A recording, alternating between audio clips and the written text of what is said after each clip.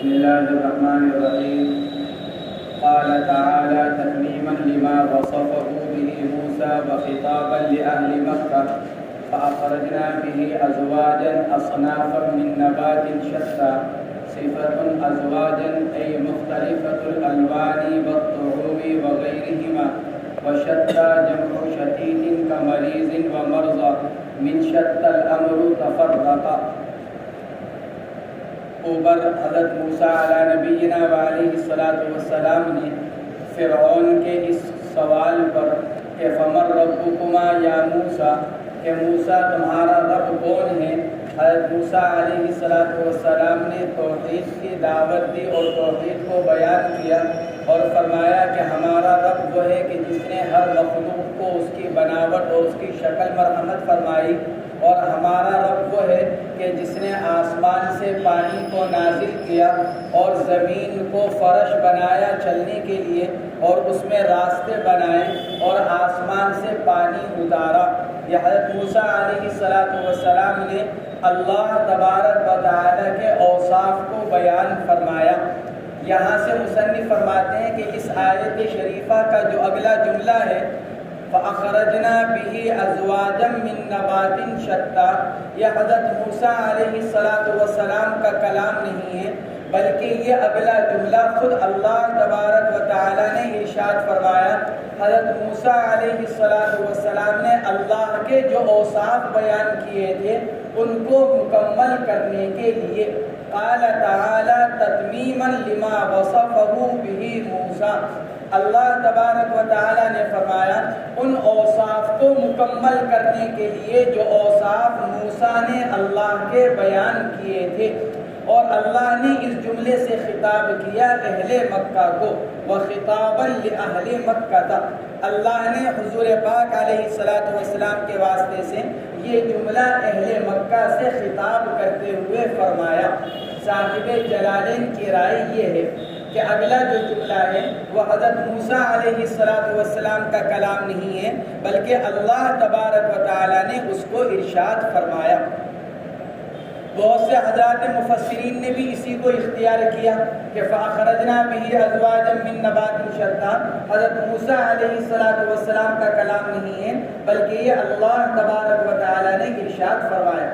لیکن بعض حضرات یہ فرماتے ہیں کہ نہیں، فَأَخْرَجْنَا بِهِ أَزْوَاجًا مِّن نَّبَاتٍ شَتَّىٰ یہ حضرت موسیٰ علیہ السلام کے کلام کا ہی تتمہ ہے، یہ اللہ تبارک و تعالیٰ کا کلام نہیں بلکہ یہ حضرت موسیٰ علیہ السلام کا ہی کلام ہے۔ فَأَخْرَجْنَا بِهِ أَزْوَاجًا مِّن نَّبَاتٍ شَتَّىٰ۔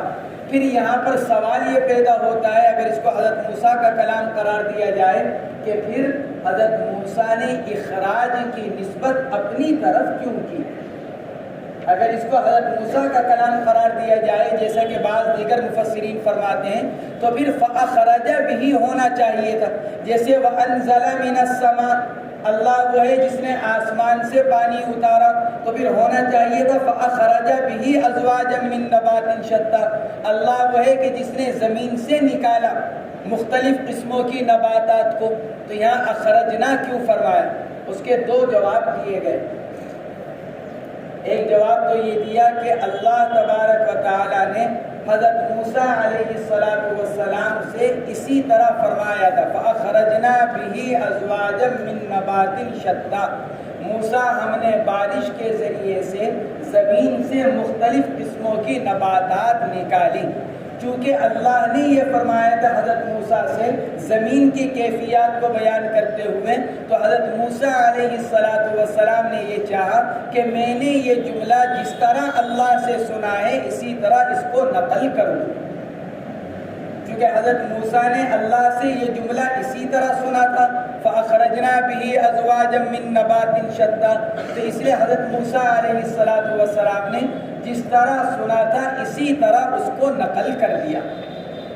دوسرا جواب یہ دیا گیا کہ فَأَخْرَجْنَا بِهِ أَزْوَاجًا مِّن نَّبَاتٍ شَتَّىٰ، کہ یہاں حضرت موسیٰ نے اپنی طرف جو اخراج کی نسبت کی ہے وہ کھیتی کے اعتبار سے، فَأَخْرَجْنَا نَحْنُ بِالْحَرَاسَةِ وَالْغَرْسِ، ہم نکالتے ہیں کس کے ذریعے سے؟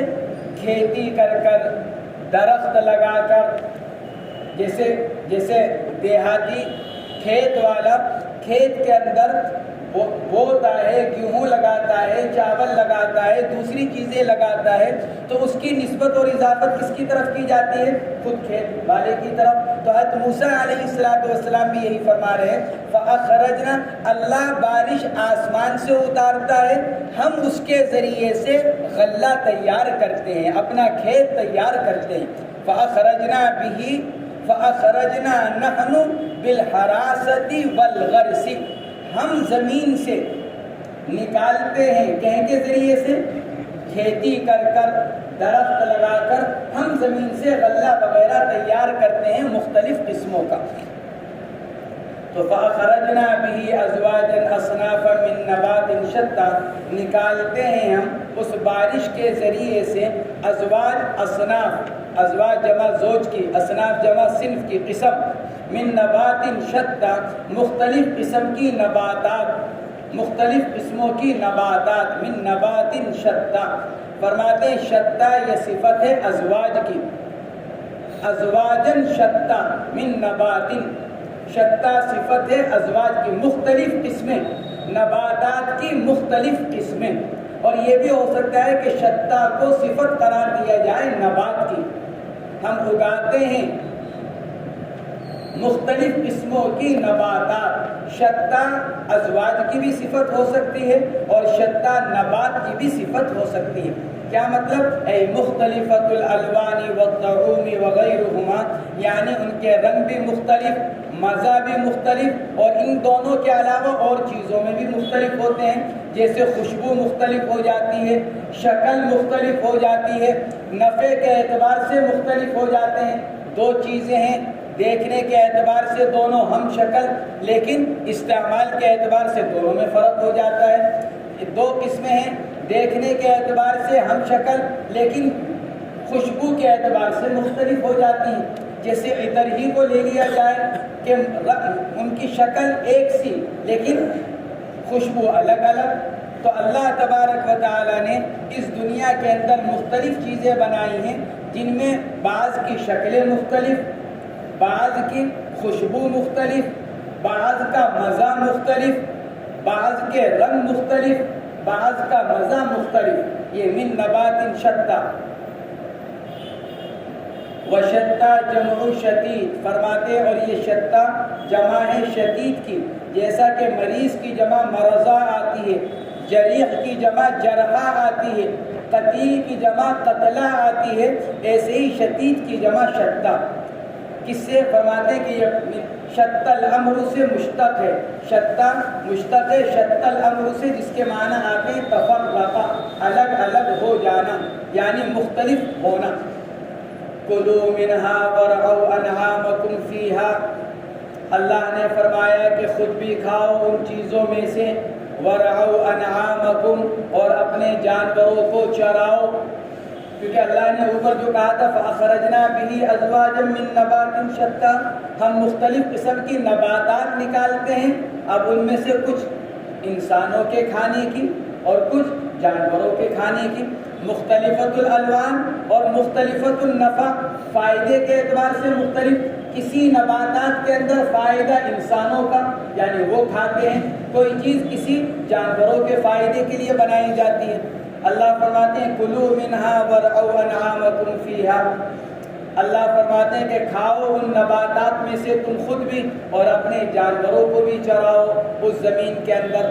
انعام جمع نعم کی، نعم کے معنی آتے ہیں چوپائے کے، انعام جمع نعم کی جانور چوپائے، اس لیے مصنف اس کی تفسیر کر رہے ہیں یہ الابل ابل والبقر والغنم، کہ نعم سے مراد کیا کہ اونٹ، گائیں اور بکری، گائیں کے اندر بھینس بھی آ گئی، بکری کے اندر بھیڑ آ گئی۔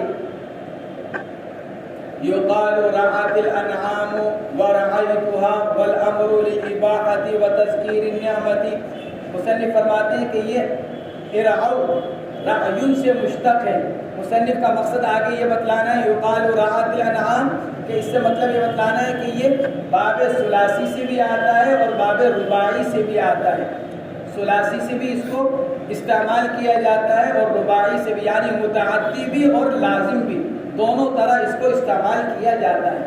والامر للاباحہ، اوپر اللہ نے امر کا صیغہ فرمایا تھا، کلو ورعوا، دونوں امر کے صیغے فرماتے ہیں کہ یہ امر برائے وجوب نہیں بلکہ امر برائے اباحت، والامر للاباحۃ، امر برائے اباحت، یعنی ہم نے ایسی چیزیں اس میں پیدا کی جس کا کھانا تمہارے لیے جائز رکھا، اگر تم کھانا چاہو تو کھاؤ۔ لہذا اگر کوئی انسان اگر کسی چیز کو نہ کھائے تو یوں نہیں کہا جائے گا کہ اس نے حکم کی خلاف ورزی کی، کیونکہ اللہ فرماتا ہے کلو منہا، زمین کی پیداوار سے کھاؤ، اللہ حکم فرما رہے ہیں اور حکم کی مخالفت کرنے والا گناہ گار ہوا کرتا ہے۔ مصنف فرماتے ہیں کہ یہاں امر برائے اباحت، کہ اگر کھانا چاہو تو کھانے کی اجازت ہے۔ وتذکیر النعمت، اور یہ نعمت کو یاد دلانے کے لیے کہ اللہ نے دیکھو تم پر کیسا انعام فرمایا۔ والجملۃ حال من ضمیر اخرجنا، فرماتے ہیں اور کلو ورعوا انعامکم، یہ جملہ یہ حال ہے اخرجنا کی ضمیر سے، ہم نے ایسی ایسی چیزیں نکالی اس حال میں کہ تم اس سے کھا سکتے ہو، کیونکہ کلو امر برائے اباحت، تو معنی کیا ہوں گے کہ ہم نے زمین سے مختلف نباتات نکالی اس حال میں کہ اگر تم ان کو کھانا چاہو تو کھا سکتے ہو، تمہارے لیے جائز کرتے ہوئے۔ حال من ضمیر اخرجنا ای مبیحین لکم الاکل ورعی الانعام، یعنی جائز کرتے ہوئے تمہارے لیے کھانے کو اور جانوروں کے چرانے کو۔ تو گویا کہ یہاں پر مبیحین، یا پھر مبیحین کے بجائے القائلین لکم الاکل ورعی الانعام، ہم نے نکالا کیا کرتے ہوئے، کہتے ہوئے تمہارے سے کہ تمہارے لیے اس کا کھانا اور جانوروں کا چرانا جائز۔ ان فی ذلک المذکور، اللہ فرماتا ہے بے شک اس میں، یعنی جو اوپر ذکر کیا گیا، ان فی ذلک، بے شک اس میں، یعنی اوپر جو ذکر کیا گیا، کیا کہ اللہ کون ہے، وہ جو اتنی قدرتوں کا مالک، المذکور منا، ہماری طرف سے جو ذکر کیا گیا ہماری طرف سے، اس میں کیا ہے، لآیات لعبر لأولی النہی، البتہ نشانیاں ہیں، نصیحت ہے لأولی النہی، عقل والوں کے لیے۔ ہم نے جو اوپر بیان کیا اللہ کی قدرت کو، اللہ کی صفات کو، اس میں غور کرنے والوں کے لیے، عقل والوں کے لیے نشانی ہے، کہیں کی نشانی ہے، اللہ کی قدرت کی۔ مصنف نے فرمایا ان فی ذلک المذکور منا، شراح نے لکھا ہے کہ بہتر یہ تھا کہ منا کا مطلب کیا، یعنی اوپر جو ذکر کیا گیا اللہ یہ فرماتا ہے کہ وہ ہماری طرف سے ہے، کبھی اس کو سمجھو کہ موسیٰ اپنی طرف سے بیان کر رہے ہیں۔ اللہ کی جو صفات بیان کی گئی ہیں، الذی ربنا الذی اعطى كل شيء خلقه ثم هدى لا يضل ربی ولا ينسى الذي جعل لكم الارض مهادا، یہ ساری جو صفات بیان کی گئی ہیں، جو ذکر کیا گیا ہے، یہ حقیقت میں کس کی طرف سے ہے، یہ سب اللہ کی طرف سے، ہماری طرف سے، یہ موسیٰ کی طرف سے نہیں کہ کبھی یہ سمجھو کہ موسیٰ نے اپنی طرف سے بنا کر بتلا دیا تم کو، اور اللہ کا کوئی وجود نہیں ہے یا اللہ کی یہ صفات نہیں ہے، یہ مطلب ہے اس کا منا کا۔ علماء نے لکھا ہے، مفسرین نے، کہ بہتر یہ تھا کہ صاحب جلالین المذکور منا، لفظ منا کو المذکور کے بعد لانے کے بجائے لآیات کے بعد لے کر آتے، ان فی ذلک المذکور لآیات منا، یہ جو ذکر کیا گیا یہ نشانیاں ہیں، کس کی طرف سے، ہماری طرف سے۔ یہ منا آیات کے بعد اگر لایا جاتا تو زیادہ بہتر ہوتا، اس لیے کہ اس سے یہ معلوم ہوتا کہ جتنی یہ قدرت کی نشانیاں بتلائی جا رہی ہیں، دکھلائی جا رہی ہیں حضرات انبیاء کرام کے واسطے سے، یہ ساری قدرت کی نشانیاں کس کی طرف سے ہیں، ہماری طرف سے۔ لِأُولِي النُّہَى لِأَصْحَابِ الْعُقُولِ، نُہا سے مراد عقل، لہذا اولی النہا سے مراد اصحاب العقول۔ فرماتے ہیں نہا جمع نہیت کا غرفت و غرف، فرماتے ہیں نہا جمع ہے نہیت کی، جیسا کہ غرفت کی جمع غرف آتی ہے۔ سمی بہ العقل، تو عقل کا نام نہیہ کیوں رکھا گیا؟ عقل کو نہیہ کیوں کہتے ہیں؟ فرماتے ہیں لأنه ينہى صاحبہ عن ارتکاب القبائح، نہیہ کے معنی روکنے کے۔ عقل کو نہیہ اس لیے کہا جاتا ہے کیونکہ جس کے پاس عقل ہوتی ہے، صحیح عقل کا جو مالک ہوتا ہے، اس کی عقل اس کو برے کاموں سے روکتی رہتی ہے۔ اس لیے اللہ تبارک و تعالیٰ بار بار فرماتے ہیں کہ اس میں نشانیاں ہیں عقل والوں کے لیے، کیونکہ عقل آدمی کو صحیح رخ پر سوچنے پر مجبور کرتی ہے، اور جو آدمی غلط رخ پر سوچے اور پھر بھی اپنے آپ کو عقل والا سمجھے تو قرآن کی روح سے وہ آدمی عقل والا نہیں بلکہ وہ بے عقل ہے، کیونکہ قرآن یہ کہتا ہے کہ عقل والا وہ ہے جو صحیح رخ پر سوچے، اور جو غلط رخ پر سوچتا ہو یا غلط رخ پر چلتا ہو، قرآن کی روح سے اس کو عقل والا نہیں کہا جا سکتا، خواہ دنیا کے اعتبار سے اس کو کتنا ہی سمجھدار اور عقل مند سمجھا جاتا ہو اور کہا جاتا ہو۔ منہا اے الارض خلقناکم بخلق ابیکم آدم منہا، چونکہ اوپر زمین کا تذکرہ آیا تھا، اوپر چونکہ زمین کا تذکرہ آیا تھا، الذی جعل لکم الارض مہادا وسلک لکم فیہا سبلا، چونکہ زمین کا تذکرہ آیا تھا اس لیے اللہ تبارک و تعالیٰ آگے بیان فرما رہے ہیں، ہم زمین سے نباتات اسی طرح نکالتے ہیں جس طرح ہم نے تم کو زمین سے نکالا۔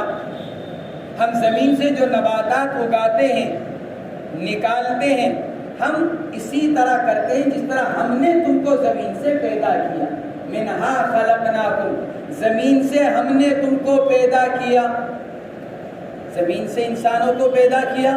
مصنف فرماتے ہیں اس کا ایک جواب دینے کے لیے بخلق ابیکم آدم منہا، ہم نے تم کو زمین سے پیدا کیا، یعنی تمہارے جو دادا ہیں سیدنا حضرت آدم علیہ السلام، انسانیت کی اصل، تمام انسانوں کے اصل حضرت آدم علیہ السلام، کہ اللہ نے حضرت آدم کو مٹی سے پیدا کیا، حضرت آدم کو مٹی سے پیدا کیا، کیونکہ اعتراض یہ پیدا ہوتا ہے کہ انسان تو مٹی سے نہیں پیدا ہوا، انسان تو نطفے سے پیدا ہوتا ہے، تو مصنف اس اعتراض کا جواب دے رہے ہیں بخلق ابیکم آدم منہا، اللہ نے براہ راست حضرت آدم کو مٹی سے پیدا فرمایا۔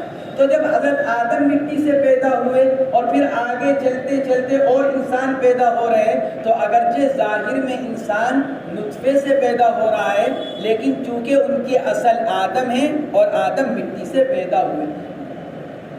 دوسرا جواب یہ دیا گیا کہ ہر انسان مٹی سے ہی پیدا ہوتا ہے، کس طور پر؟ اس بنا پر کہ انسان بنتا ہے نطفے سے، نطفہ بنتا ہے غذا سے، اور غذا پیدا ہوتی ہے مٹی میں، تو گویا کہ انسان مٹی سے ہی پیدا ہوا، حضرت آدم کو بنا لیا جائے واسطہ اور چاہے غذا کو بنا لیا جائے، گویا کہ ہر انسان مٹی سے پیدا ہو رہا ہے لیکن واسطے سے۔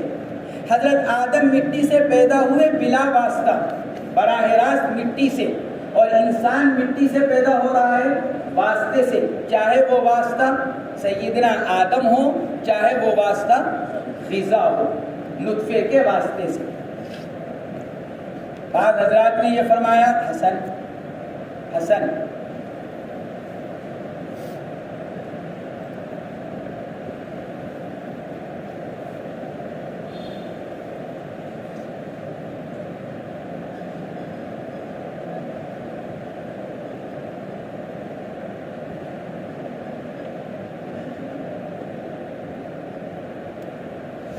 بعض حضرات نے یہ فرمایا کہ منہا خلقناکم، ہم نے تم کو زمین سے پیدا کیا۔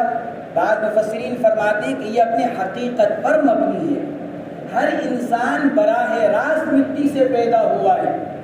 یہ پچھلے دو قول تو واسطے پر ہیں کہ انسان مٹی سے پیدا ہوا واسطے سے، واسطہ چاہے سیدنا حضرت آدم کا ہو، واسطہ چاہے غذا کا ہو، تیسرا قول یہ کہ نہیں، ہر انسان مٹی سے پیدا ہوا ہے بلا واسطے کے۔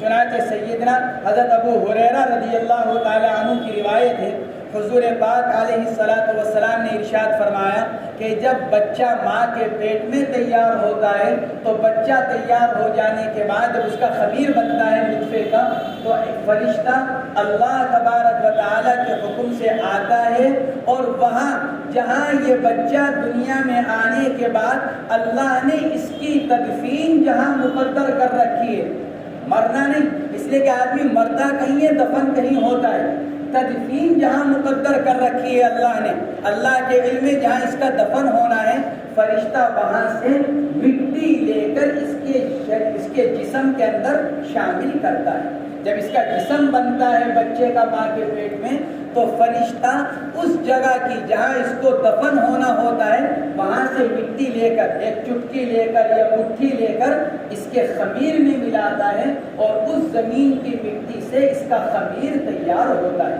تو گویا کہ ہر انسان کی تخلیق میں مٹی کا دخل ہے، اور ہر انسان براہ راست مٹی سے پیدا ہوتا ہے۔ حضرت ابو ہریرہ رضی اللہ تعالی عنہ کی روایت، اسی کے ہم معنی حضرت عبداللہ ابن مسعود رضی اللہ تعالی عنہما کی روایت ہے۔ حضور پاک علیہ الصلوۃ والسلام نے ارشاد فرمایا کہ ہر انسان کی تخلیق میں اللہ نے مٹی کو رکھا ہے، مٹی لے کر اس کی تخلیق میں شامل کی جاتی ہے۔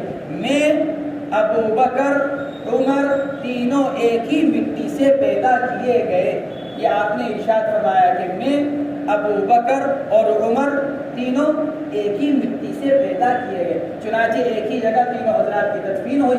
حالانکہ حضرت ابو بکر کی وفات کئی سال کے بعد، پھر حضرت عمر فاروق رضی اللہ تعالیٰ عنہ کی وفات ان کے کئی سال کے بعد، لیکن اللہ کے نبی علیہ الصلوۃ والسلام پہلے ہی ارشاد فرما رہے ہیں کہ ہم تینوں کی جو تخلیق ہوئی ہے، ہم تینوں کا جو تیار کیا گیا خمیر، مادہ جو تیار کیا گیا، وہ ایک ہی جگہ کی زمین سے تیار کیا گیا۔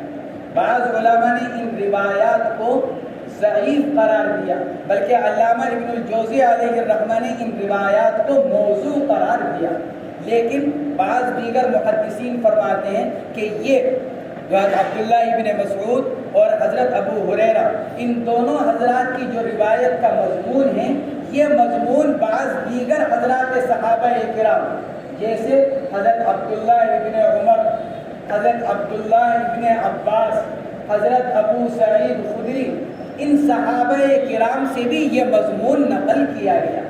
اس لیے محدثین نے لکھا ہے کہ ان صحابہ کرام کی تائیدی اقوال سے وہ روایت عبداللہ ابن مسعود کی یا حضرت ابو ہریرہ کی، جس کو بعض محدثین ضعیف قرار دے رہے ہیں، بعض محدثین موضوع قرار دے رہے ہیں، ان حضرات صحابہ کرام کی تائیدی اقوال سے ان کو ایک طرح کی تقویت حاصل ہو کر اور وہ روایت حسن لغیرہ کے درجے تک پہنچ جاتی ہے۔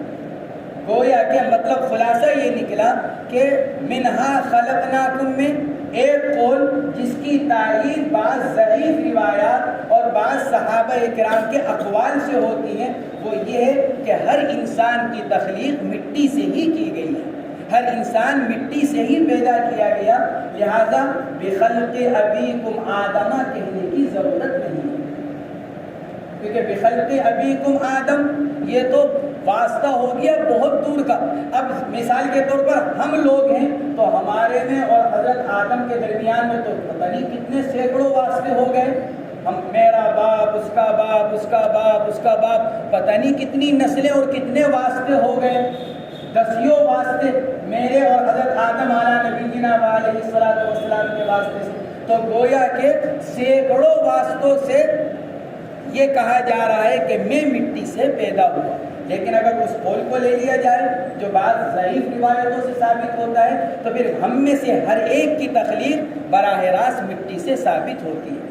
منہا خلقناکم، زمین سے ہم نے تم کو پیدا کیا، تمہارے باپ آدم کو مٹی سے پیدا کر وفیہا نعیدکم، زمین میں ہی ہم تم کو لوٹائیں گے، یعنی تم کو دفن کیا جائے گا موت کے بعد، ومنہا نخرجکم، زمین سے ہی ہم تم کو دوبارہ نکالیں گے، عند البعث، قیامت کے دن ہم تم کو نکالیں گے، تارتن ای مرتن اخرى، دوسری مرتبہ، تارتن ای مرتن اخرى، کما اخرجناکم عند ابتداء خلقکم، اللہ فرماتے ہیں دوبارہ ہم تم کو زمین سے اسی طرح نکالیں گے۔ صاحب جلالین فرماتے ہیں جیسا کہ پہلی مرتبہ پیدا کرنے کے وقت ہم نے تم کو زمین سے نکالا، زمین سے تو نہیں نکالا، جس طرح مرنے کے بعد انسان زمین سے نکلے گا تو اس طرح تو زمین سے نہیں نکلا پہلی مرتبہ۔ اس کا جواب یہ دیا گیا کہ انسان جو بنتا ہے وہ نطفے سے، اور نطفہ غذا سے، اور غذا زمین کے اندر پھیلی ہوئی ہے۔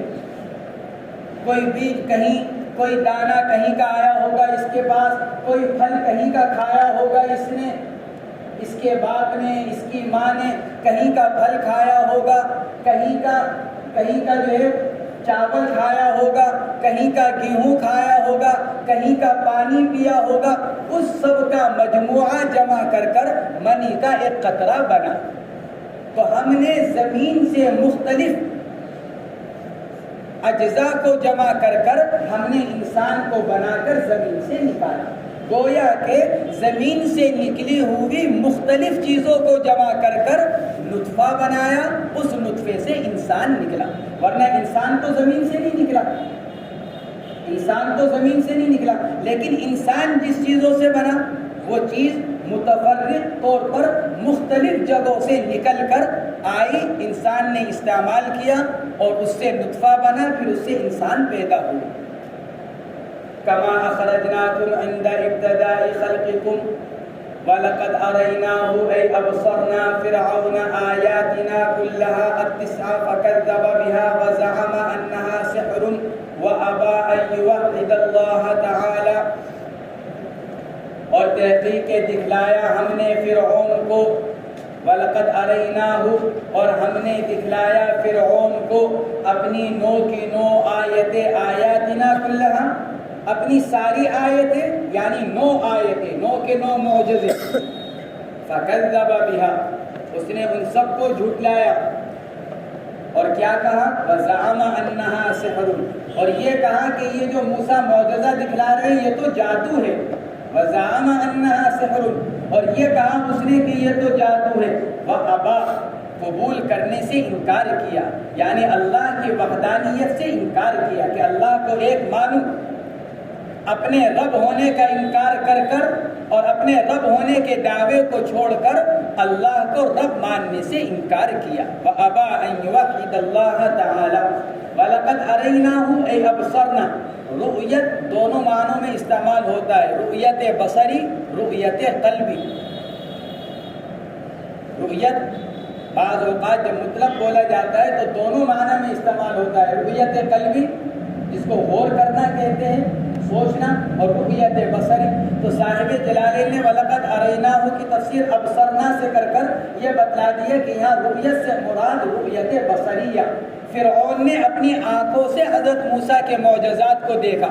وَلَقَدْ أَرَيْنَاهُ أَيْ أَبْصَرْنَا فِرْعَوْنَ آيَاتِنَا كُلَّهَا التِّسْعَ، مصنف فرماتے ہیں 9 کے 9 ہم نے فرعون کو 9 کے 9 معجزات دکھلائے مختلف وقتوں میں، یہ نہیں اسی وقت، اس لیے کہ جس وقت حضرت موسیٰ نے جا کر اس سے مناظرہ کیا اور اوپر کی جو بات ہو رہی ہے، اور اوپر کی بات کے بعد جب وہ مجلس قائم ہوئی، ایک وعدے کا دن مقرر ہوا، تو اس وقت تک تو حضرت موسیٰ نے 2 ہی معجزے دکھلائے تھے، ایک عصا کا اور دوسرا ید بیضا کا۔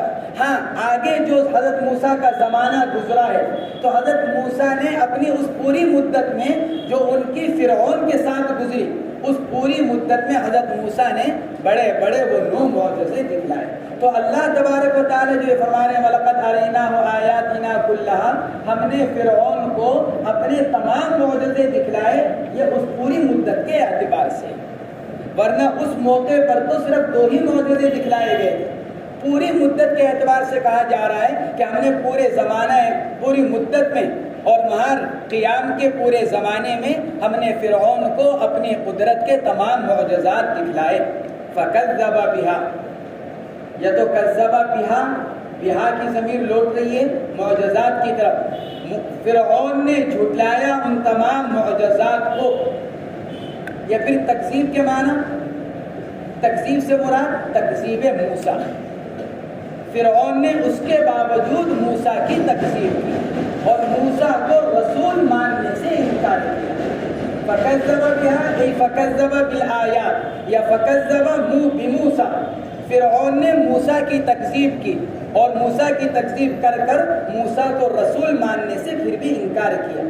وزعم انہا سحر، اور اللہ کی طرف سے دکھلائے ہوئے معجزات کو جادو قرار دیا اور اللہ کو ایک ماننے سے انکار کیا۔ قال اجئتنا لتخرجنا من ارضنا، بلکہ کہنے لگا موسیٰ تم تو آئے ہو،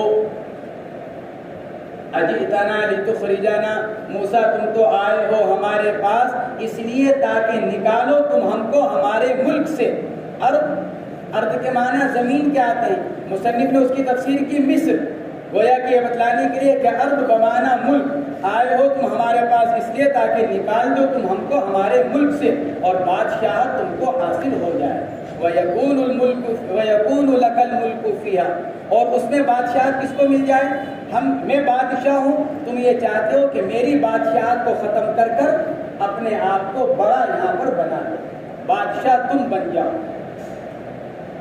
اجئتنا لتخرجنا من ارضنا بسحرک یا موسیٰ، کس کے ذریعے سے؟ بسحرک، اپنے جادو کے زور سے، جو جادو تم نے ہم کو دکھلایا ہے اس جادو کے زور سے یہ چاہتے ہو کہ ہم کو ہمارے ملک سے نکال دو۔ فَلَنَأْتِيَنَّكَ بِسِحْرٍ مِثْلِهِ وَعَارِضُهُ، جب تم نے ہم کو اپنا جادو دکھلایا ہے تو ہم بھی ضرور بالضرور لائیں گے تیرے پاس اسی جیسا جادو جو اس کا مقابلہ کرے۔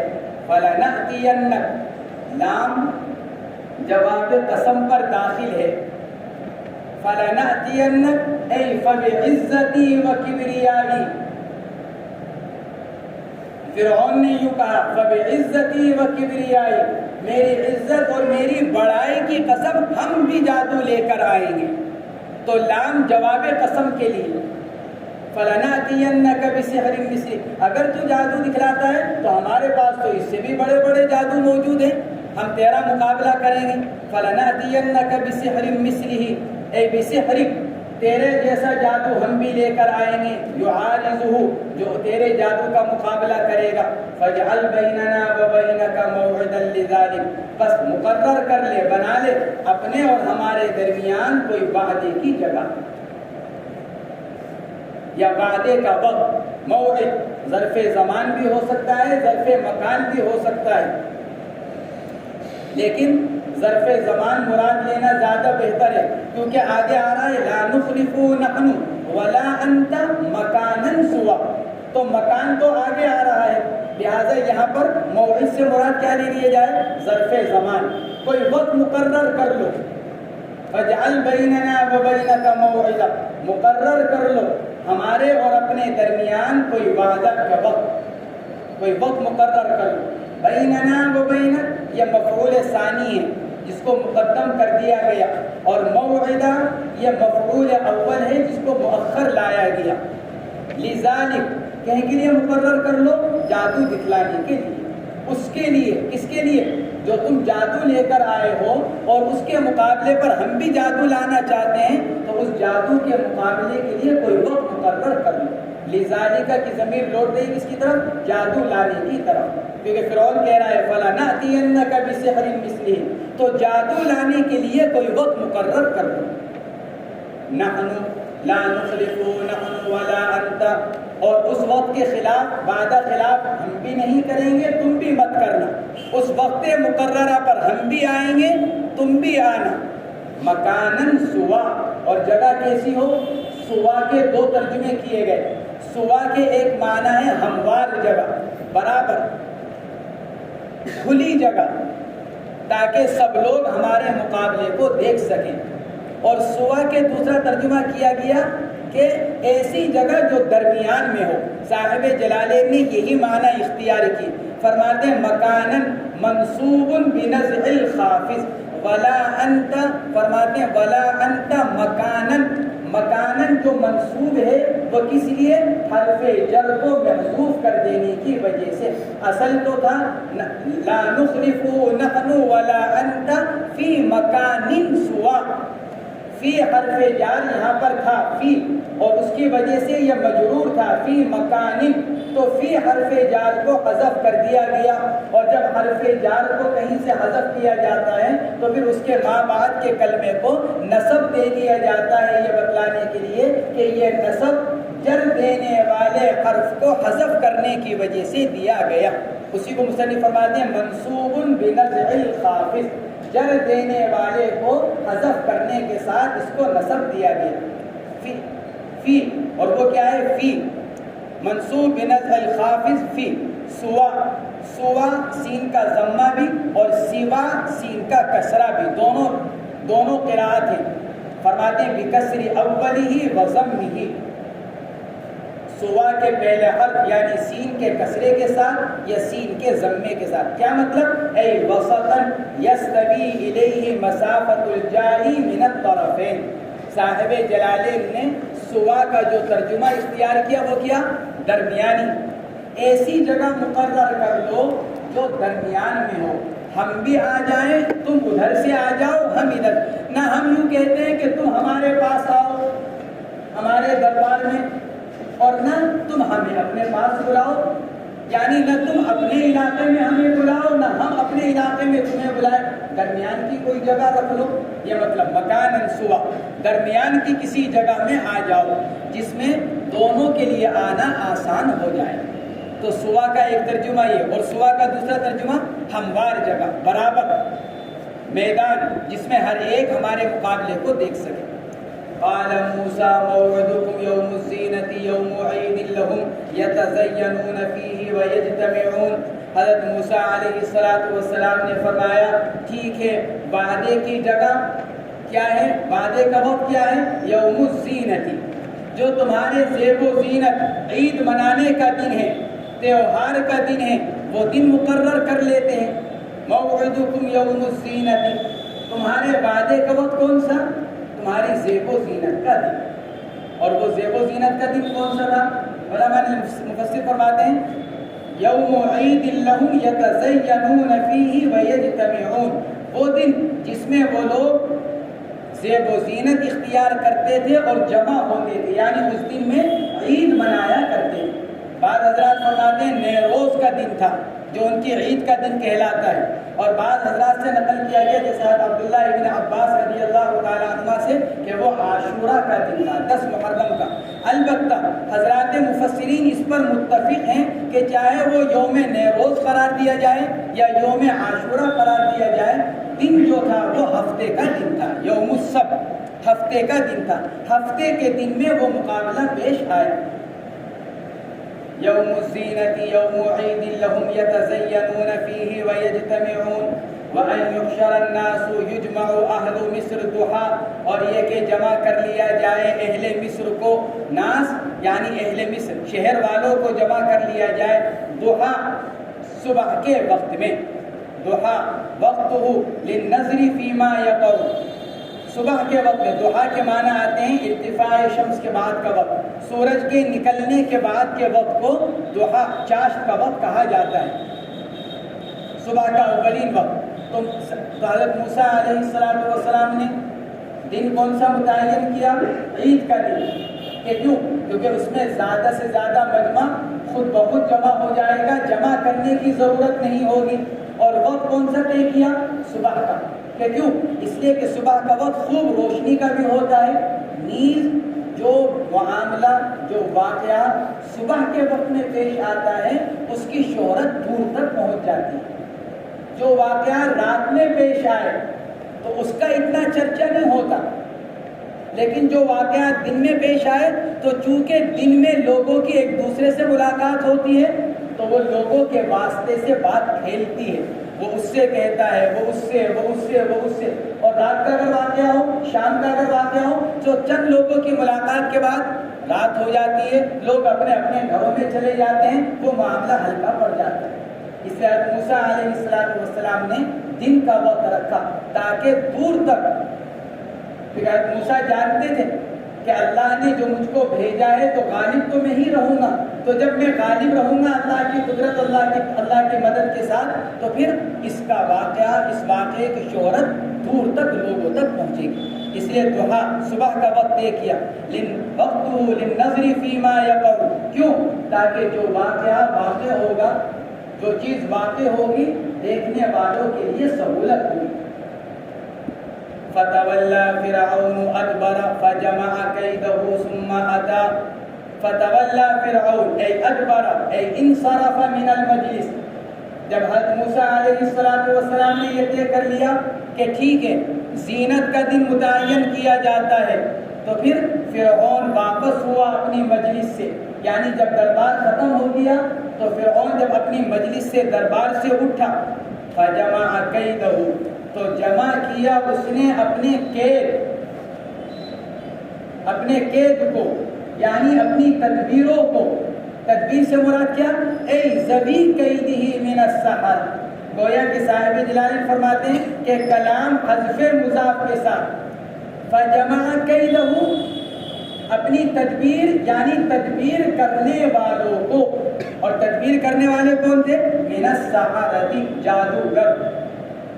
تدبیر کو جمع کیا، تدبیر کو جمع کرنے کا کیا مراد؟ یعنی تدبیر کرنے والوں کو جمع کیا، یعنی جو سحر کرنے والے، جو جادوگر تھے، فرعون نے ان جادوگروں کو جمع کیا۔ مجلس سے اٹھ کر اس نے اعلان کروایا، معلومات کرائی کہ ملک کے اندر بڑے بڑے جادوگر کون ہیں، ان بڑے بڑے جادوگروں کے پاس پیغام بھجوایا اور ان سب کو اس مقررہ وقت پر جمع کیا۔ فجمع کیدہ اے ذوی قیدہ من السحرۃ، جادوگروں نے، اے ذوی قیدہ، یعنی گویا کہ کلام حذف مضاف کے ساتھ، تو ذوی محذوف ہے، فجمع کیدہ اے فجمع ذوی قیدہ من السحرۃ، جمع کیا مکر کرنے والوں کو جادوگروں میں سے، ثم اتی بہم الموعد، پھر لایا ان سب کو وعدے کی جگہ پر، ان سب کو جمع کر کر پھر فرعون ان سب کو حضرت موسیٰ علیہ السلام کے مقابلے پر جمع کر کر لے کر آیا۔